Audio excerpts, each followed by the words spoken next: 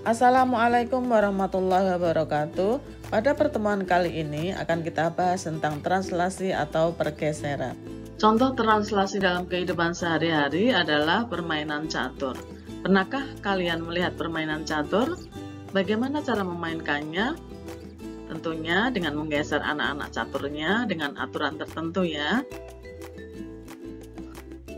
Sekarang apa yang dimaksud dengan translasi atau pergeseran?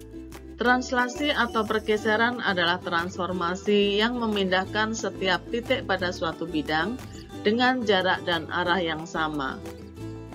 Misalnya, coba kalian perhatikan segi 4 ABCD pada gambar, akan kita geser sejauh ruas garis berarah PQ. Bagaimana nanti perpindahannya atau bayangannya? Kita mulai dari titik A, kita geser, kita pindahkan sejauh ruas garis PQ, hasilnya adalah A aksen. Kemudian untuk titik B, sama, kita geser sejauh ruas garis berarah PQ, hasilnya adalah B aksen. Demikian juga untuk titik C dan titik D, bayangannya adalah C aksen dan D aksen. Kemudian kita hubungkan A aksen, B aksen, C aksen, dan D aksen. Maka bayangannya adalah A aksen, B aksen, C aksen, dan D aksen. Bagaimana hubungan sisi AB dan bayangannya? Kita lihat bayangan AB adalah A aksen, B aksen. Maka panjang AB sama dengan panjang A aksen, B aksen, dan AB sejajar dengan A aksen, B aksen. Kemudian bagaimana hubungan bangun ABCD dan bayangannya? Ternyata kalian lihat bangun ABCD dan bangun A aksen, B aksen, C aksen, D aksen adalah sama dan sebangun atau kongruen.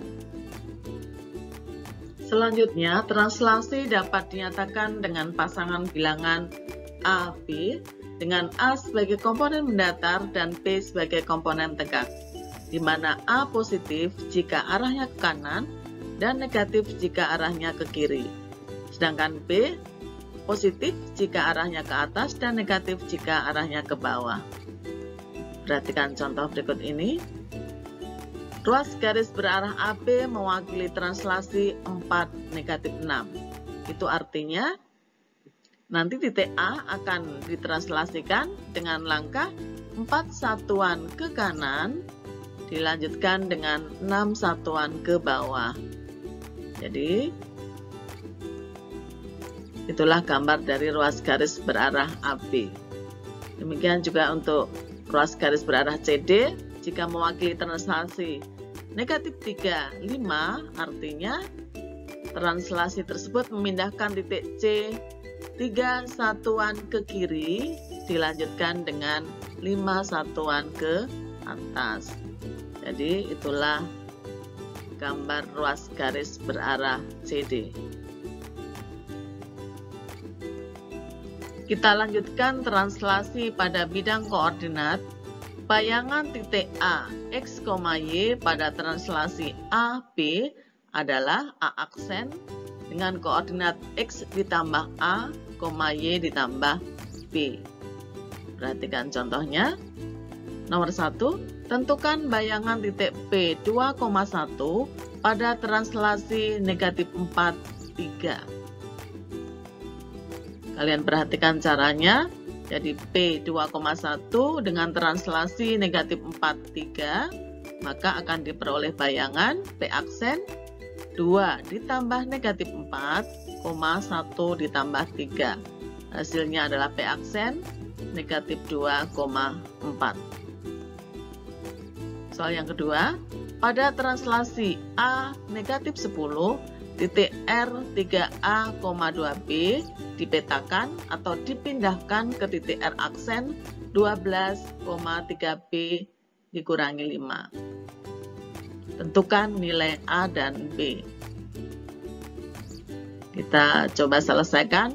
R 3A,2B dengan translasi A negatif 10 akan menghasilkan bayangan R aksen 12,3B dikurangi 5. Maka kita lihat yang depan, jadi 3A ditambah A sama dengan 12, dan yang belakang 2B dikurangi atau ditambah negatif 10 sama dengan 3B dikurangi 5. Kita selesaikan.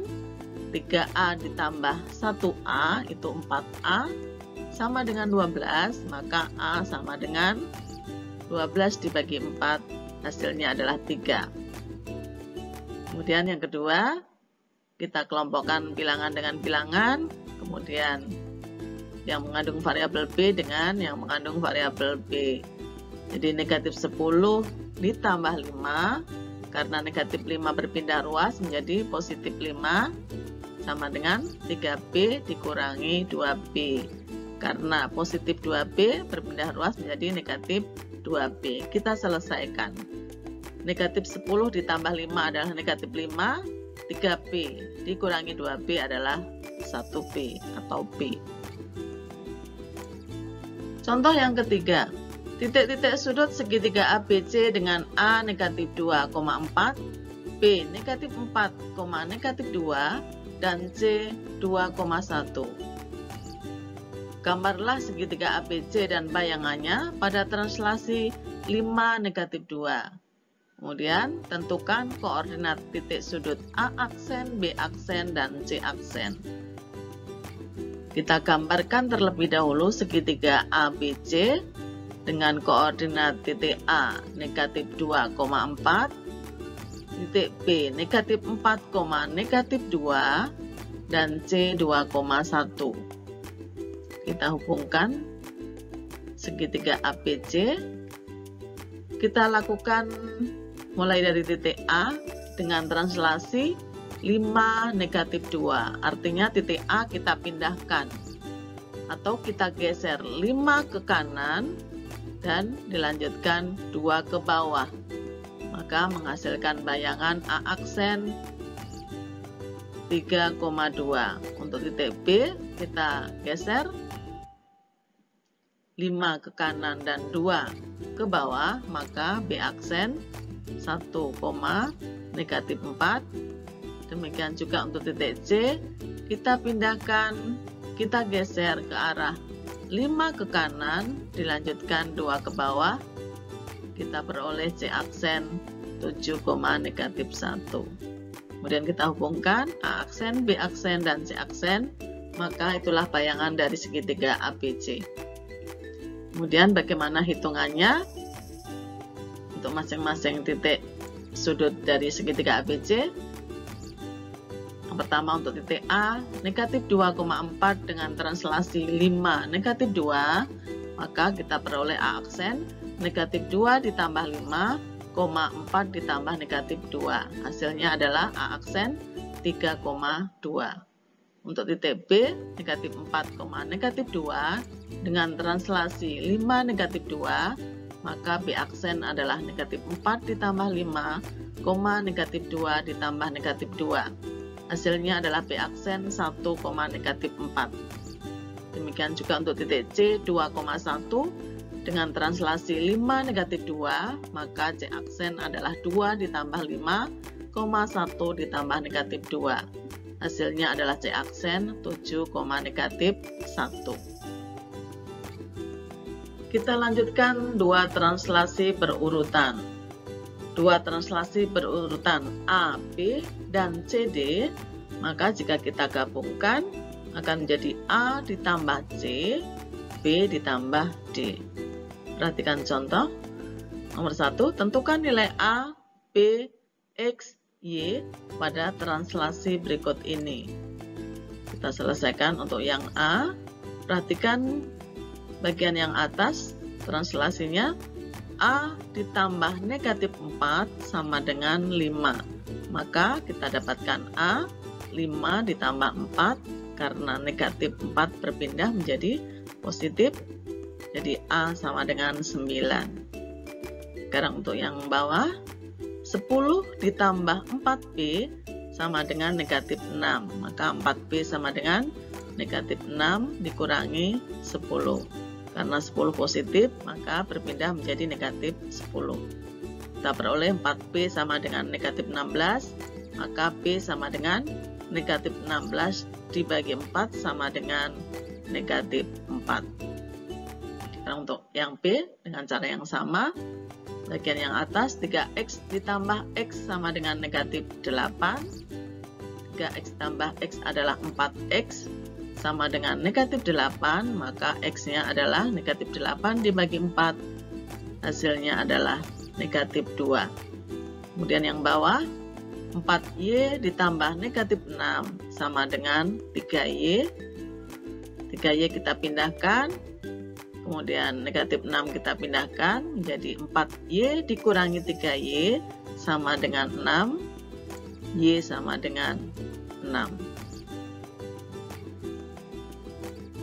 Contoh yang kedua, tentukan bayangan titik S negatif 2,4 oleh translasi negatif 3, 2 dilanjutkan dengan 4, 1. Kita tulis dulu translasinya, negatif 3, 2 dilanjutkan dengan 4, 1, maka hasilnya adalah 1, 3. Kita lakukan terhadap titik S negatif 2,4 dengan translasi 1, 3, maka bayangannya adalah S aksen negatif 2 ditambah 1,4 ditambah 3. Hasilnya adalah S aksen negatif 1,7. Contoh yang ketiga, titik-titik P negatif 2, negatif 3, Q 2, negatif 4, dan R 1,1 adalah titik-titik sudut pada segitiga PQR. Gambar segitiga PQR dan bayangannya pada translasi 5, 3, yaitu segitiga P aksen, Q aksen, dan R aksen. Kemudian untuk yang B, jika kemudian bayangan tersebut direfleksikan terhadap sumbu Y, bagaimana koordinat bayangan titik P, Q, R sekarang? Yaitu nanti bayangan terakhirnya adalah P 2 aksen, Q 2 aksen, dan R 2 aksen. Sekarang kita gambar pada koordinat Kartesius, bagaimana letak dari segitiga PQR. Titik P adalah negatif 2, negatif 3, kemudian titik Q 2, negatif 4, dan titik R 1,1. Kita hubungkan ketiganya, maka disitulah segitiga PQR. Kemudian kita translasikan 5, 3. Titik P kita geser 5 ke kanan dan 3 ke atas, maka bayangannya adalah P aksen 3,0. Kemudian titik Q kita geser 5 ke kanan dan 3 ke atas, maka bayangannya adalah Q aksen 7, negatif 1. Dan titik R kita geser juga 5 ke kanan dan 3 ke atas, bayangannya adalah R aksen 6,4. Kita hubungkan ketiganya, maka segitiga P aksen, Q aksen, dan R aksen adalah bayangan dari segitiga PQR hasil dari translasi 5, 3. Sekarang kita tuliskan bagaimana hitungannya. Jadi P negatif 2, negatif 3 dengan translasi 5, 3, maka bayangannya adalah P aksen negatif 2 ditambah 5, negatif 3 ditambah 3, hasilnya adalah P aksen 3,0. Untuk titik Q 2, negatif 4 dengan translasi 5, 3, maka Q aksen adalah 2 ditambah 5, negatif 4 ditambah 3. Hasilnya adalah Q aksen 7, negatif 1. Untuk titik R 1,1 kita lakukan dengan cara yang sama dengan translasi 5, 3, maka R aksen adalah 1 ditambah 5, 1 ditambah 3, hasilnya adalah R aksen 6,4. Sekarang untuk yang B, segitiga P aksen, Q aksen, R aksen tersebut kita refleksikan terhadap sumbu Y.